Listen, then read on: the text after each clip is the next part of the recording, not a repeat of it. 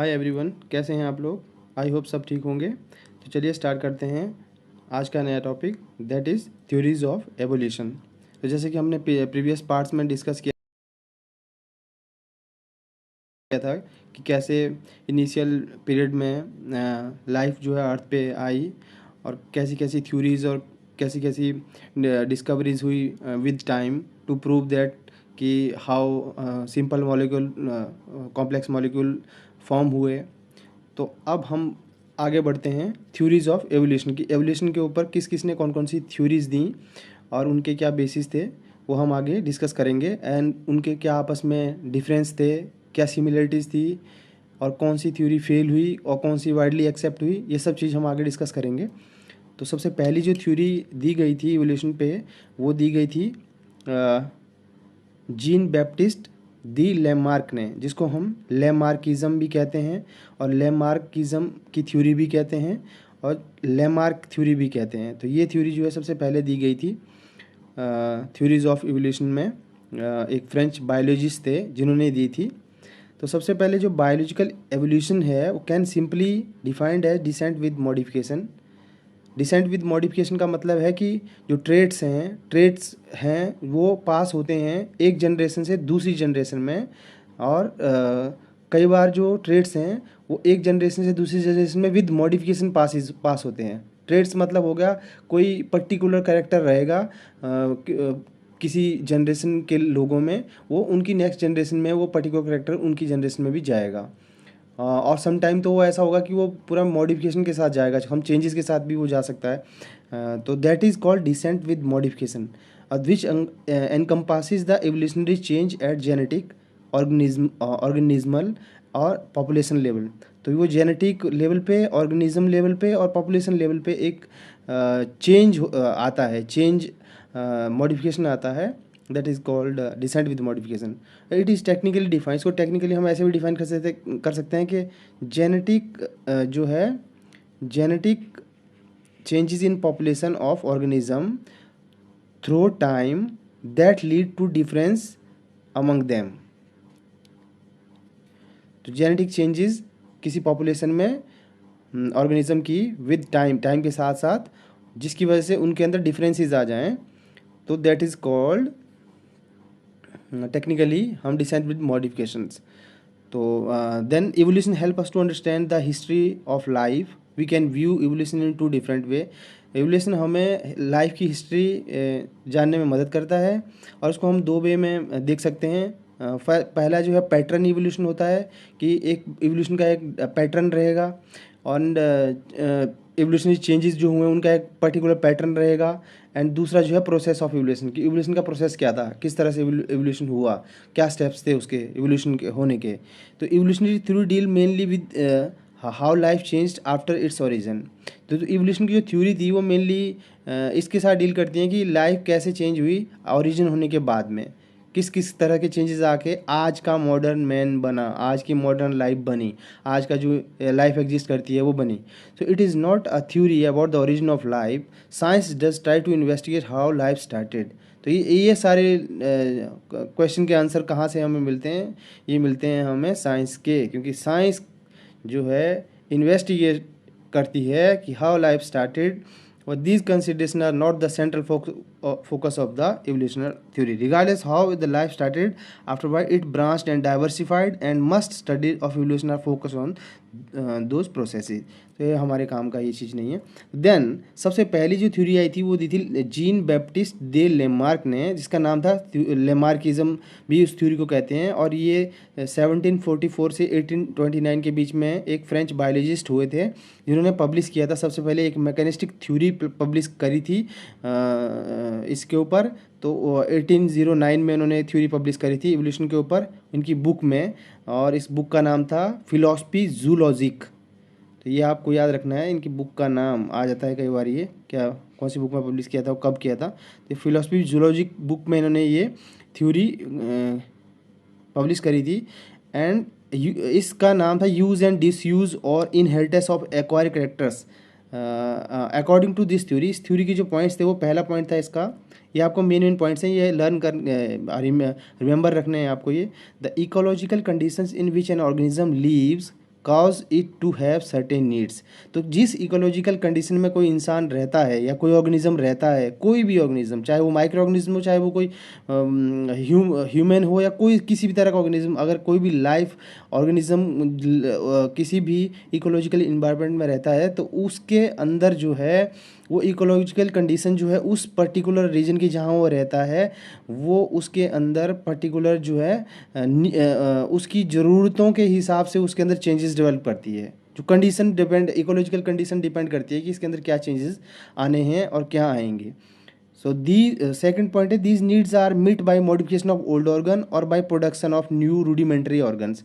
तो ये जो चेंजेस हैं ये या तो आएंगे उसके जो एग्जिस्टिंग ऑर्गन होंगे, पुराने ऑर्गन जो उसके ऑलरेडी होंगे उनके अंदर मॉडिफिकेशंस आएंगी, या कोई नए रूडिमेंट्री ऑर्गन्स जो हैं वो डेवलप होंगे जो उस पर्टिकुलर इकोलॉजिकल इन्वायरमेंट में उसको सर्वाइव करने में हेल्प करेंगे। तो ये इसको इंक्रीज इन कॉम्प्लेक्सिटी हो जाएगा ड्यू टू दैट। ये एक पॉइंट था इनका। ये पहला और दूसरा पॉइंट एक्चुअली एक ही पॉइंट है। थर्ड पॉइंट में देखिए, इसमें लिखा है by continual use of these rudimentary structure they increase in size and functional capacity and by disuse they may be degenerated and become lost. तो ये इसका सिंपल मतलब है use and disuse of organ.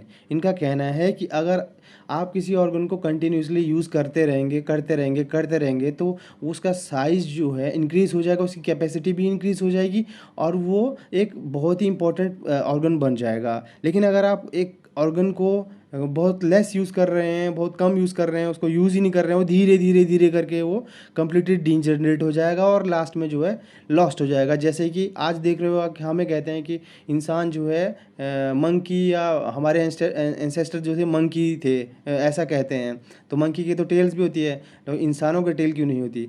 तो कहते हैं कि वो डीजनरेट हो गई, होती थी इंसानों की भी टेल, लेकिन वो विद टाइम उसका यूज़ नहीं हुआ तो वो डीजनरेट हो गई। So that is the use and disuse of organ. And fourth is character changes through brought out by the environment during the life in an individual become hereditary and thus can be transmitted to the next generation।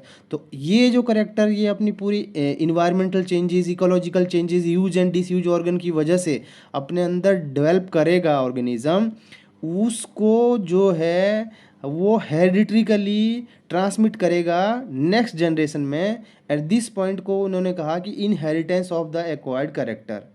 ये point इन्होंने दिए। लेकिन इसमें एक doubt भी ये होगा कि जो फोर्थ पॉइंट वाला, अब ये सारे पॉइंट जो इन्होंने एक साइंटिफिकली प्रूव्ड नहीं थे, इन्होंने एक रिटन में दे दिया कि इस तरह से, एक इनका फैक्ट नहीं था, फैक्ट फाइंडिंग टाइप का कुछ नहीं था, तो इसके साइंटिफिकली प्रूफ भी चाहिए था। तो सपोज़ करो अगर कोई ब्लैक स्मिथ है, कोई लोहे का काम करने वाला कोई ब्लैक स्मिथ है और वो लोहे का काम करता है, उसके मसल बहुत मजबूत रहेंगे, है ना? उसके मसल, तो वो लोहे का काम करता है, हथौड़ा मारता रहता है, तो उसके मसल बहुत मजबूत रहेंगे।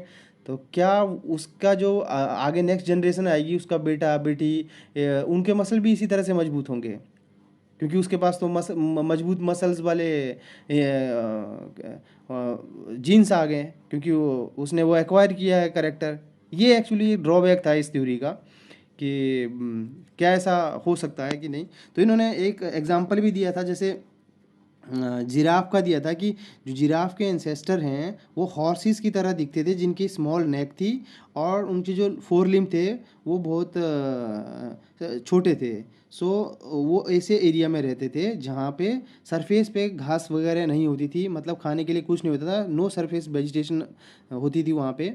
तो उन्होंने क्या किया, जो उनके एंसेस्टर थे वो अपनी इनर, और जो घास होता था पेड़ों पे लगा होता था, ऊपर हाइट में होता था, तो अब उन्होंने सरवाइव करने के लिए थोड़ा सा वो ऊपर अपनी नेक को स्ट्रेच करते थे घास को खाने के लिए, जिराफ के जो एंसेस्टर थे।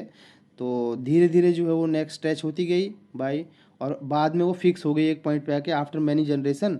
सो अब वो करेक्टर पास हो गया नेक्स्ट जनरेशन में, तो वो जिराफ जो है लॉन्ग नेक के प्रोड्यूस होने लगे। ये उन्होंने एक दिया था कि जिराफ की नेक जो है इसलिए लॉन्ग हो गई।